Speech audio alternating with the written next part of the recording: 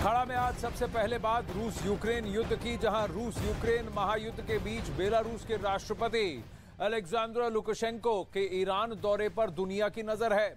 पश्चिमी मीडिया ने दावा किया है कि यूक्रेन और नेटो की घेरेबंदी के लिए रूस ईरान को साधना चाहता है, इसलिए पुतिन ने अपने सबसे करीबी और विश्वस्त लुकाशेंको को ईरान भेजा है। लुकाशेंको ने कुछ दिन पहले चीन का भी दौरा किया था। अब लुकाशेंको तेहरान के आधिकारिक दौरे पर जा रहे हैं।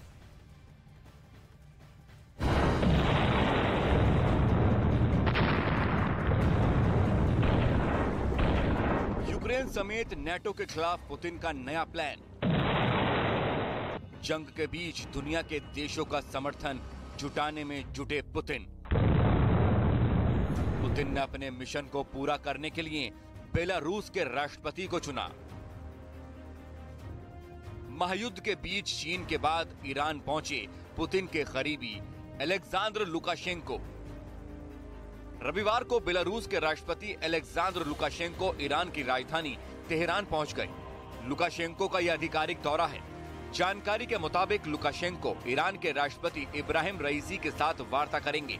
बेलारूस भले ही इस दौरे को व्यापार और आर्थिक सहयोग पर जोर देने के साथ द्विपक्षीय संबंधों के स्पेक्ट्रम में बातचीत का विकास मकसद बता रहा हो, लेकिन पश्चिमी मीडिया लुकाशेंको के दौरे को पुतिन के मिशन का हिस्सा होने का दावा कर रहा है।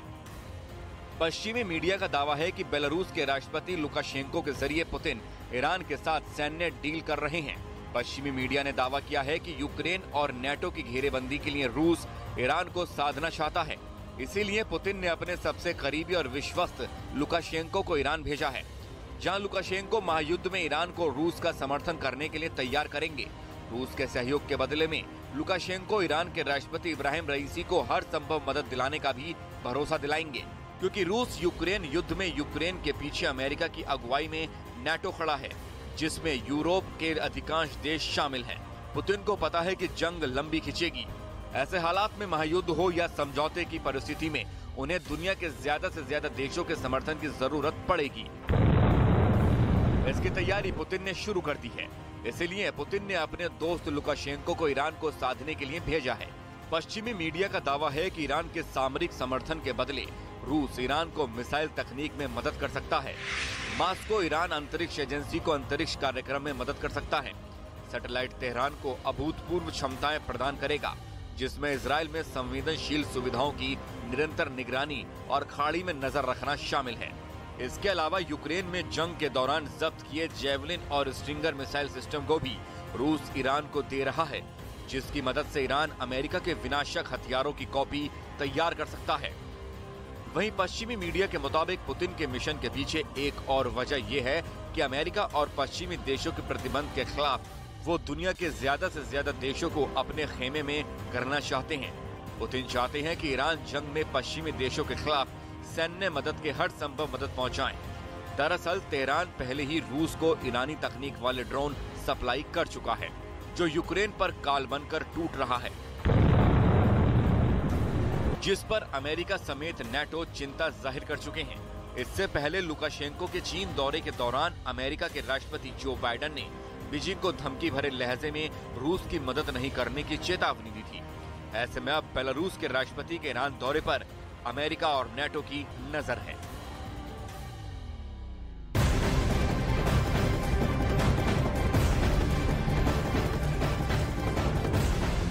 अखाड़ा में इस वक्त पूर्वी यूरोप से बहुत बड़ी खबर आ रही है, जहां अमेरिका के B-52H परमाणु बम वर्षक ने रूस की सीमा के पास अभ्यास किया है। पोलैंड से उड़ान भर के अमेरिका का ये बॉम्बर बाल्टिक सागर तक पहुंचा और फिर वहां का चक्कर लगाने के बाद ब्रिटेन की ओर निकल गया। पोलैंड के रक्षा मंत्रालय ने इस अभ्यास की पुष्टि की है और बताया कि पोलैंड से फाइटर जेट ने भी बॉम्बर के साथ उड़ान भरी थी।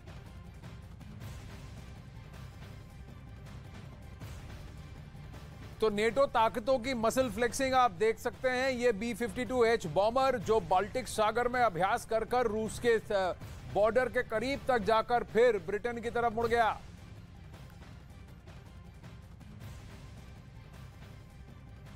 तो अमेरिका का B-52 परमाणु बम वर्षक खास तौर पर सोवियत यूनियन के खिलाफ इस्तेमाल के लिए बनाया गया था और अब यही विमान रूस के करीब मंडरा रहा है।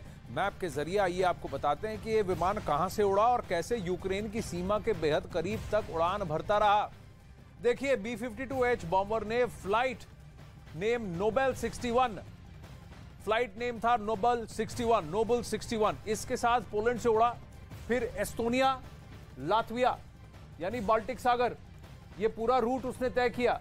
लिथुआनिया, एस्टोनिया, पोलैंड से उड़ता है, एस्टोनिया, फिर सेंट पीटर्सबर्ग वहीं पर है, लातविया, लिथुआनिया, तो रशियन बॉर्डर से ज्यादा दूर नहीं, और वहां से उड़कर फिर घूम के वो बाल्टिक सागर की तरफ चला जाता है कि ऊपर उड़ान भरते हुए फिनलैंड की खाड़ी में गैंगलैंड द्वीप के ऊपर से उड़ते हुए ब्रिटेन की तरफ वो निकल गया, यानी कि उड़ा और ये देखिए बॉर्डर के पार जाते हुए, तो यानी इसको कहते हैं फ्लर्ट करना और बस दिखाना कि भाई बॉर्डर के करीब हूं, लेकिन मैं international air space, NATO air space में हूं, रूसी एयर स्पेस में नहीं जा रहा, लेकिन यूक्रेन के भी करीब उड़ रहा हूं और फिर रूस के भी करीब उड़ रहा हूं। इसे साइऑप्स भी कहा जा सकता है। इस दौरान बाल्टिक सागर में ये अमेरिकी बॉम्बर रूसी पोर्ट सेंट पीटर्सबर्ग से महज 200 किलोमीटर दूर तक पहुंच गया था, लेकिन इंटरनेशनल एयर स्पेस में, नेटो एयर स्पेस में, रूस के एयर स्पेस में नहीं गया है।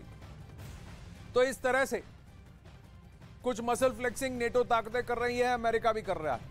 अब आपको बताते हैं कि आखिर अमेरिका के B-52 बॉम्बर की काबिलियत क्या है और क्यों अमेरिका ने अपने इस विमान को ताकत दिखाने के लिए अक्सर इसका प्रयोग करता रहता है। B-52 बॉम्बर के कम से कम 20 क्रूज मिसाइलें हमेशा तैनात रहती हैं।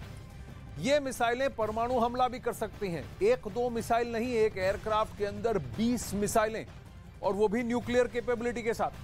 वैसे 6 इंजन वाले B-52 बॉम्बर एक बार में 32,000 किलोग्राम हथियार लेकर उड़ सकता है। फिर अमेरिका का यह विमान लंबी और ऊंची दूरी से बम बरसाने की क्षमता भी रखता है, जिसे सोवियत संघ पर बम बरसाने के लिए तैयार किया गया था। ये सब सोनिक स्पीड से चलते हैं, यानी कि इनकी रफ्तार ध्वनि की गति से कम होती है, क्योंकि इतना सारा पेलोड कैरी करते हैं, तो माक स्पीड से थोड़ा कम, सबसोनिक स्पीड। और अमेरिका के 50 से अधिक B-52 हमेशा सक्रिय रहते हैं। अगर ये फायर करने में तुल गए तो एक साथ 20 से ज्यादा अगर ये मिसाइल फायर करते हैं तो आप सोच सकते हैं क्या हो सकता है। विश्व युद्ध के टाइम अमेरिका ने इसका प्रयोग किया था अपने फायदे के लिए रूस के खिलाफ। उधर पुतिन के रूस में विरोध होने लगा है। मॉस्को और कुर्स्क में महिलाएं पुतिन के खिलाफ विरोध प्रदर्शन कर रही हैं। वहां एक धीरे धीरे विद्रोह जैसा बनता दिख रहा है और दावा किया जा रहा है कि वे ये मांग कर रही हैं कि उनके बच्चों को युद्ध के मैदान से वापस बुलाया जाए। महिलाओं ने पुतिन पर आरोप लगाया कि वे उनके बच्चों को मीट की तरह समझ रहे हैं और मीट ग्राइंडर में झोंक रहे हैं, कैनन फॉडर मरने के लिए फेंक रहे हैं, इंसानों की तरह नहीं, मीट भेड़ बकरियों की तरह ग्राइंडर में झोंक रहे हैं, ये कह रही हैं रूसी औरतें।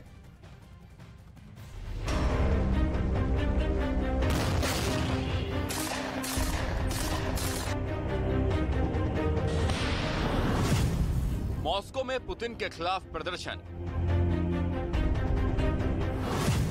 सैनिकों के परिवारों का फूटा गुस्सा, सैनिकों को वापस बुलाने की मांग।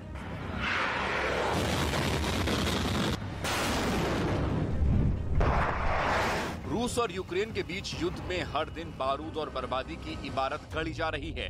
रिहायशी इलाके शमशान नजर आने लगे तो दोनों तरफ बेहिसाब सैनिकों की मौत हो रही है। मौत के इस कोहराम के बीच रूस के सैनिकों के परिवार अब बगावत पर उतर आए हैं। बड़ी संख्या में सैनिकों के परिवार की महिलाओं ने पुतिन के खिलाफ विरोध प्रदर्शन शुरू कर दिया है।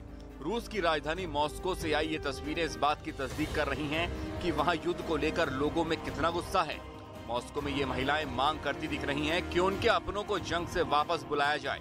सैनिकों की पत्नियों और माओं ने पुतिन को वीडियो मैसेज भेजकर अपना विरोध जताया और कई गंभीर आरोप भी लगाए। आरोप है कि पुतिन सैनिकों को जंग में मीट की तरह इस्तेमाल कर रहे हैं। आरोप है कि बिना गोला बारूद के सैनिक मोर्चे पर डटे हुए हैं। कुछ दिन पहले रूस के सैनिकों के विरोध का वीडियो भी आया था। रूस के सैनिकों ने गोला बारूद की कमी का आरोप लगाया था।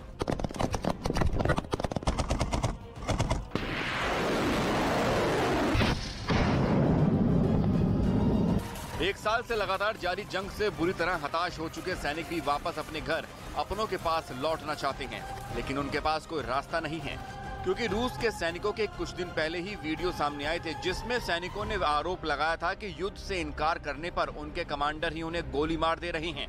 यानी रूस के सैनिकों के सामने सिर्फ एक ही रास्ता है और वो है किसी भी हालत में युद्ध करना। सैनिकों ने यह भी आरोप लगाया है कि पुतिन ने युद्ध में उन्हें मरने के लिए भेजा है।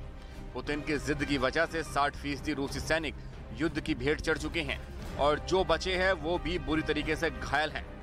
पुतिन के खिलाफ प्रदर्शन में रूस के साथ ही कुर्स्क देश की महिलाएं भी शामिल थीं। कुर्स्क की महिलाओं ने दावा किया है कि उनके आदमियों को बिना किसी कानून के ही युद्ध पर भेज दिया गया, यानी उन्हें युद्ध की ट्रेनिंग दिए बिना ही जंग के मैदान में हथियारों से लैस दुश्मन की सेना का सामना करने के लिए पुतिन ने मैदान में उतार दिया। इस वक्त पूर्वी यूक्रेन में और खास तौर पर बखमुत में जंग तेज है और पुतिन का वैगनर ग्रुप तेजी के साथ आगे बढ़ रहा है। जंग में हर दिन सैकड़ों सैनिक अपनी जान गंवा रहे हैं, तो वहीं यूक्रेन भी लगातार रूस के सैनिकों की तबाही का दावा कर रहा है। जंग में अब तक रूस के 1,60,000 से ज्यादा सैनिक मारे जा चुके हैं। यूक्रेन का दावा है कि रूस के 3,500 से ज्यादा टैंक तबाह किए गए, जबकि 6,000 से ज्यादा सैन्य वाहनों को यूक्रेन ने बर्बाद कर दिया। यूक्रेन की सेना ने रूस की 2,500 से ज्यादा तोपों को तबाह कर दिया।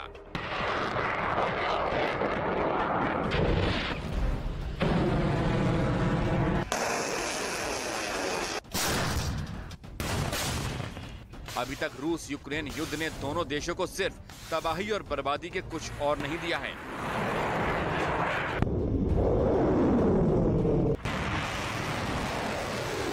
गुस्से और जिद की आग में हंसते खेलते शहर शमशान बनते जा रहे हैं और अब सैनिकों और उनके परिवारों के रोते विलाप करते इस वीडियो संदेश ने हड़कंप मचा दिया है, जिससे माना जा रहा है कि रूस में बड़ी संख्या में लोग युद्ध के विरोध में लामबंद होना शुरू हो गए हैं, जिसे पुतिन के खिलाफ एक बड़े तूफान की आहट मानी जा रही है। अब इस महायुद्ध में लगातार यूक्रेन की तबाही से परेशान राष्ट्रपति वोलोदिमीर ज़ेलेंस्की घुटने टेकने को तैयार नहीं है और वो ऐसा सब कुछ कर गुजरने को तैयार है जिससे वो पुतिन की सेना को मात दे सके। इसलिए ज़ेलेंस्की अपने सैनिकों का मनोबल बढ़ाने के लिए तरह तरह के तरीके भी अपना रहे हैं। शनिवार को यूक्रेन की सेना ने बेलारूस के बॉर्डर के पास बड़ा सैन्य अभ्यास कर रूस को सीधा संदेश दिया कि वो किसी भी कीमत पर हार मानने वाला नहीं है। अब देखिए कि आखिर यूक्रेन के राष्ट्रपति ज़ेलेंस्की के दिमाग में क्या चल रहा है। जानकारों के मुताबिक ज़ेलेंस्की पुतिन को शिकस्त देने का सपना देख रहे हैं। उनको अब भी लगता है कि वो रूस को करारा जवाब दे सकते हैं। 18 से 20% यूक्रेनी सरजमीन अब भी रूस के कब्जे में है।